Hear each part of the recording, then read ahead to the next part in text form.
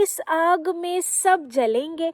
ये आप पहली दफ़ा नहीं सुन रहे होंगे। अगर तो आप देसी मुल्हित को फॉलो करते हैं तो यकीनन आपने ये जुमला पहले सुन रखा होगा।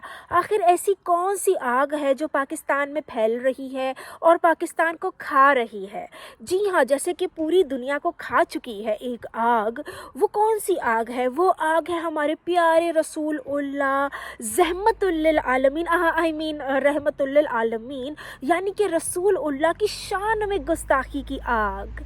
जी हाँ, हर साल कोई ना कोई पकड़ा जाता है। पहले तो सिर्फ आम लोग इसका निशाना बनते थे, उनको ज़िंदा जला दिया जाता था गुस्ताखी के नाम पे। अब हर साल कोई ना कोई मुफ्ती पकड़ा जाता है, कोई ना कोई उल्मा पकड़ा जाता है 295C के केस में। तो जी हाँ, ये आग खा रही है पाकिस्तान को, ना सिर्फ आम शहरियों को। पहले तो सिर्फ माइनॉरिटी को खाती थी ना, क्रिश्चियन हो गए, हिंदू हो गए, उन पे इल्ज़ाम लगा दिया, उनको प्रोसिक्यूट करने का आसान तरीका, उनकी ज़मीन जायदाद पे कब्ज़ा करने का आसान तरीका था। अहमदियों की जितनी भी माइनॉरिटी है ना पाकिस्तान में, उसकी आसान तरीका था भाई गुस्ताखी का इल्ज़ाम लगा दो। लेकिन अब मज़े की बात ये है कि इस आग को जो फैलाने वाले उल्मा थे, जो अपनी वीडियोस में ये कहा करते थे कि गुस्ताखी के नाम पे कत्ल करना जायज़ है, ऐसा बंदा जो गुस्ताखी करे मेरा जैसा, जिसके सर पे इनाम भी है, ठीक है, तो उसको मारना तो जायज़ है क्योंकि वो वाजिबुल कत्ल है। अब मसला ये है ना कि उनको पता नहीं है कि पाकिस्तान में इतनी करप्शन है, माली करप्शन, हर तरह की करप्शन, लोग मोरली इतने करप्ट हैं कि उनको तो मौका चाहिए हसद में आकर, इंतकाम में आकर, दूसरों से बदला लेने का, दूसरों को नुकसान पहुंचाने का। तो अब उसके लिए बेहतरीन तरीका क्या होगा? 295C। ना आपको कोई सबूत की ज़रूरत है, ठीक है, ना आपको कोई लंबी चौड़ी प्लानिंग करनी है। कोई भी बंदा खड़ा हो जो आपको नापसंद है, ठीक है, जिससे आपको हसद है, आप कह दें वो गुस्ताख है। आपको कोई एविडेंस देने की ज़रूरत नहीं है क्योंकि लोग इतने पागल हैं पाकिस्तान में कि आप कोर्ट में अपना दिफा करने तो बाद में जाएंगे, ठीक है, पुलिस स्टेशन का रुख आप बाद में करेंगे, ये लोग आपको पहले ही जिंदा जला देंगे। तो ऐसा बेहतरीन मौका लोगों को तंग करने का, लोगों को प्रोसिक्यूट करने का और कहाँ हो सकता है?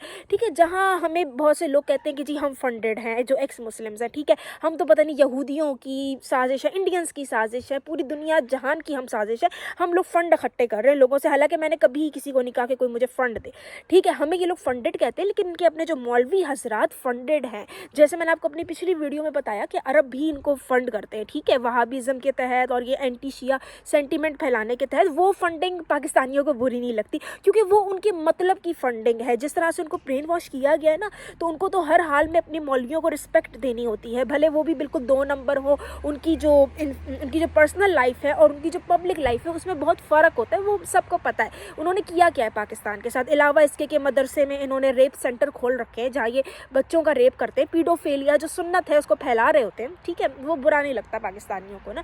आप मुफ्ती बनकर दाढ़ी रख के आप कोई भी बड़े से बड़ा कारनामा अंजाम दे सकते हो, नोबडी वुड केयर, ठीक है। अच्छा, उनकी फंडिंग जो होती है उस पर पाकिस्तानियों का एतराज़ नहीं होता। हालांकि वो ना सिर्फ बाहर से फंडिंग ले रहे होते हैं, वो पूरे पाकिस्तानियों का भी माल खा रहे होते हैं और बदले में दे क्या रहे होते हैं? जिहादिज़म।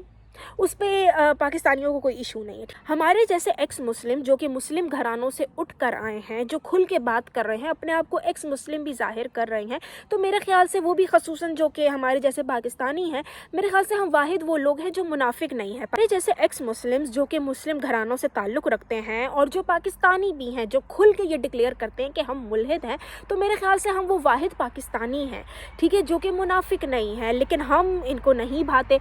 इनके जो मौलवी हजरात है जिनका दिन रात का धंधा है इस्लाम बेचना, हमें ताना देते ना हमने अपना ईमान बेच दिया, ठीक है, तो इनके जो मौलवी हजरात है जिनका दिन रात का धंधा ही इस्लाम है, ठीक है, तो आपको क्या लगता है कि क्या वो इस आग से महफूज रहेंगे? वो एक दूसरे के हसद में आके एक दूसरे पे इल्ज़ामात नहीं लगाएंगे? क्योंकि सबसे ज़्यादा तो वही जिक्र करते हैं ना रसूलुल्लाह का। तो जी बिल्कुल वही कुछ हो रहा है। अभी आपको पता होगा कि पाकिस्तान के एक मशहूर उलमा हैं जिनका नाम है इंजीनियर मोहम्मद अली मिर्ज़ा।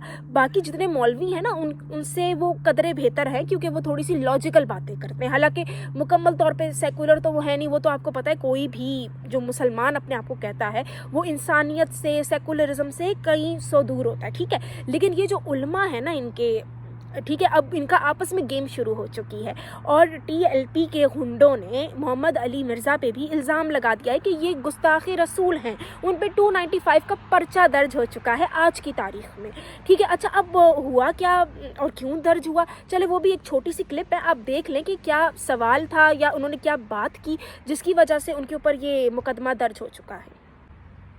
ایک شخص کرسچن ہے تو وہ میرے نبی کو دجال سمجھ رہا ہے، لیکن مجھے قرآن اجازت دے رہا ہے کہ میں اس کی عورت کے ساتھ شادی کر سکتا ہوں۔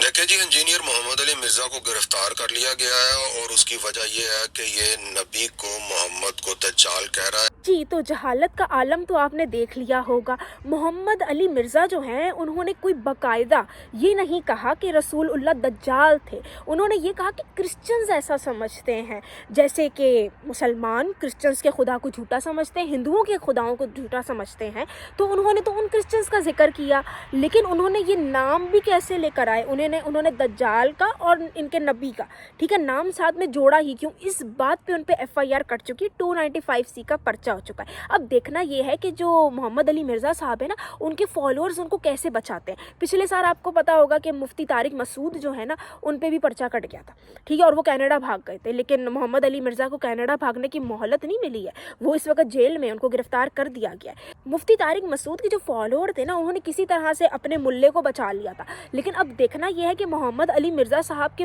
فالوورز ان کو بچا پاتے ہیں کہ نہیں۔ اب مسئلہ یہ ہے کہ یہ علماء حضرات کے لیے 295C کیوں الگ ہے؟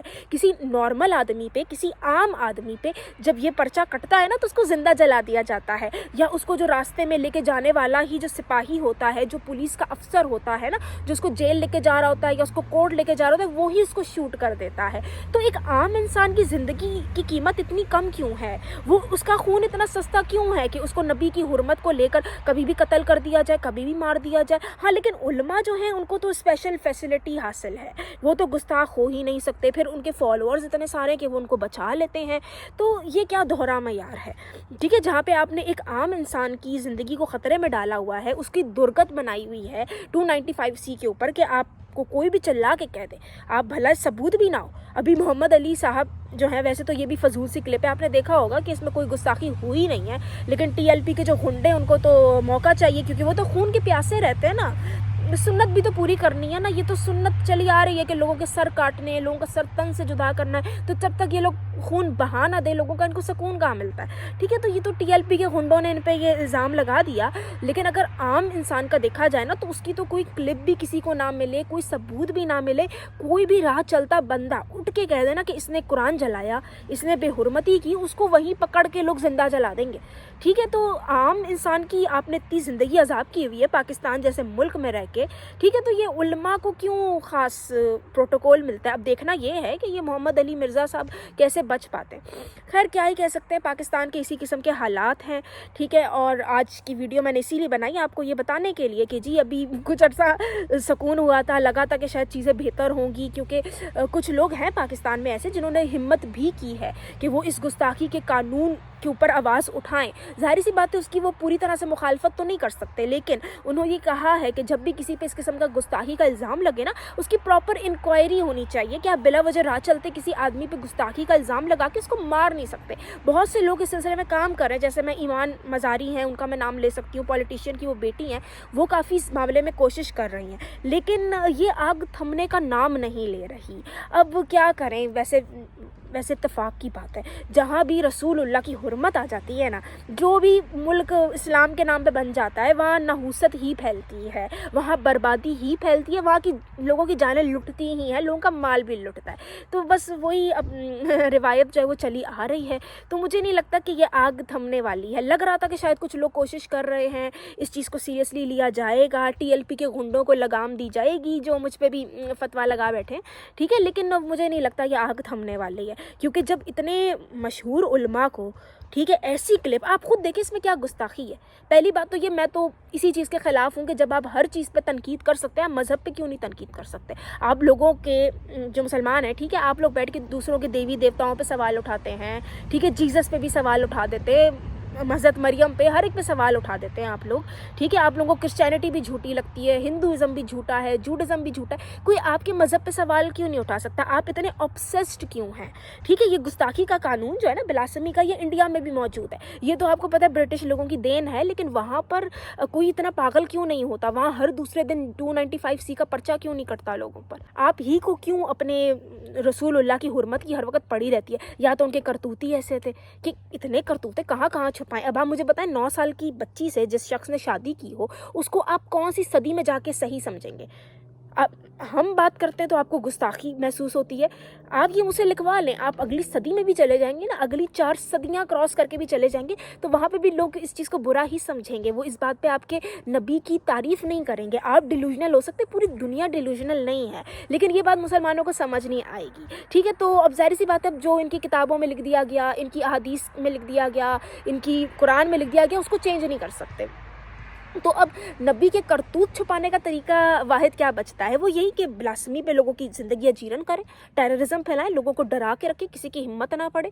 کوئی بڑے سے بڑا مولوی بھی ہو وہ صرف یہی غلطی کر دے کہ وہ دجال کے ساتھ ان کے نبی کا نام لے لے، حالانکہ وہ کہہ نہیں رہا کہ نبی، وہ تو یہ کہہ رہے کہ کرسچن ایسا کہتے ہیں. ٹھیک ہے، جیسے آپ کرسچنس کے خداؤں کو جھوٹا کہتے ہیں تو وہ تو بہت کچھ کہتے ہیں آپ کے نبی کو بھی، آپ کے خدا کو بھی. لیکن اتنا ٹیررزم پھیلا ہوا ہے پاکستان میں، اس قسم کے TLP نے، جتنی بھی دہشت گرد تنظیمیں ہیں، انہوں نے یہ ٹیررزم پھیلایا ہوا ہے کہ بھائی نبی کی ذرا سی بھی شان میں گستاخی نہیں ہونی چاہیے. کیونکہ جب اگر گستاخی پہ ڈھیلے پڑ گئے نا تو نبی کے کرتوت ایسے ہیں اور اتنے سارے کرتوت ہیں کہ کہاں کہاں چھپائیں گے، ہے نا. پھر تو ہر کوئی شروع ہو جائے گا، اور پھر یہ اسلام کیسے بچے گا؟ دیکھیں، آپ نے ہمیشہ یہ سنا ہوگا، میں نے کبھی ہندوازم کے بارے میں نہیں سنا، کبھی کرسچینٹی کے بارے میں نہیں سنا کہ یہ مذاہب خطرے میں، اسلام ہمیشہ خطرے میں. ایسا کیوں ہے؟ یہ مسلمانوں کے یا ان کے نبی کے کرتوت ہی ایسے تھے کہ یہ خطرے میں پڑ جاتا ہے. ظاہری سی بات ہے، جب لوگ اس کے بارے میں کھل کے بات کریں گے تو پھر ان کے نبی کو سچا کون مانے گا؟ ان کے نبی کو بہترین انسان، رول ماڈل کون مانے گا؟ جب اتنا کھل کے لوگ باتیں کریں گے تو اسی ڈر سے یہ بلاسمی ہر وقت ان کا تماشا مچا رہتا ہے. نبی کی گستاخی، کہیں نبی کے اصل کرتوت نہ کھل جائے نا. اور شاید اسی لیے دن رات بیٹھ کے نا آپ کو نبی کے لیے درود و پاک بھیجنا پڑتا ہے، ان پہ درود و پاک پڑھنا پڑتا ہے. ٹھیک ہے، ان کی مغفرت کے لیے، ان کی بھلائی کے لیے، اپنی بھی بھلائی کے لیے اتنا درود پڑھنے کی ضرورت کیا ہے؟ کیا آپ کو ایسا محسوس ہوتا ہے کہ نبی کے کرتوت ہی ایسے تھے کہ جب تک ہم پڑھیں گے نہیں، ٹھیک ہے، جب تک ہم درود نہیں بھیجیں گے تو ان کی معافی تلافی نہیں ہوگی؟ مجھے تو بھئی ایسا ہی لگتا ہے. دن رات بیٹھ کے جی تم لوگ درود بھیجو، اس کے بعد کوئی تمہارے نبی کا نام بھی لے لے تو اس پہ گستاخی ہو رہی ہے. ویسے تو وہ سب کے لیے رول ماڈل ہے، سب کی بخشش کرانے والا ہے. تو وہ جو سب کی بخشش کرانے والا ہے وہ اتنا انسیکیور کیوں ہے کہ اس کی ذرا سی بات پہ گستاخی ہو جاتی ہے؟ ٹھیک ہے، آپ لوگوں کی گردنیں کاٹنی پڑتی ہیں، سر تن سے جدا کرنا پڑتا ہے. اتنی انسیکیور اس کی پوزیشن کیوں ہے پھر؟ خیر جو بھی ہو، تو یہ گستاخی کی جو آگ ہے یہ پاکستان کو لے بیٹھی ہے، اور باقی ممالک کی طرح اسلام جو ہے نا وہ کسی کو چھوڑتا نہیں ہے. وہ اپنے ماننے والوں کو نا نگل جاتا ہے، وہ ختم کر دیتا ہے، ہر چیز کو وہ جہاں جاتا ہے بربادی لے کر آتا ہے. ٹھیک ہے، تو وہ اسی کی مثال قائم ہو رہی ہے. اب جس کے نام پہ پاکستان بنا تھا اب اسی سے بچ رہا ہے پاکستان، وہی آگ پاکستان کو کھا رہی ہے اور وہی پاکستان کو لے بیٹھی ہے. تو یہ جی ایک بہترین مثال ہے کہ کیسے آپ کو کوئی بھی ملک اسلام کے نام پہ نہیں بنانا چاہیے. اس کے لیے بہترین مثال پاکستان ہے، وہ دیکھ لیں آپ کی کیا حالات ہیں. خیر آج کی ویڈیو میں یہیں پہ ختم کرتی ہوں، اور ابھی دیکھتے ہیں کہ آگے اور یہ آگ کتنی پھیلتی ہے. یہ آگ رکے گی نہیں.